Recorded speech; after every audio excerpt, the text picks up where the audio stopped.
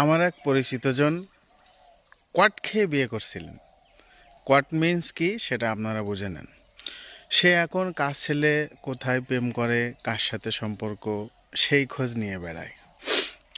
আমার আর এক পরিচিতজন কার মেয়ে কার সাথে গেল, কার মেয়ে কার সাথে আছে, কোথায় ঘুরতে গেছে সেই সালিশ বিচার করে দৌড়াদৌড়ি করত, কিন্তু তার মেয়েও চলে গেল। এখন বোঝেন সমাজ ব্যবস্থা কীরকম। আপনি কারোর দিকে টোকা দিলে আপনার কাছে সে টোকা ফিরে আসবে। সুতরাং দেশ এবং সমাজের কল্যাণ, দেশ এবং সমাজের সঠিক ধারাবাহিকতা, যে যে মাইন্ডের আছেন না কেন, ইসলামিক মাইন্ডের হোক অন্যান্য ধর্মের হোক, সবাই সবার জায়গা থেকে সচেতন হন।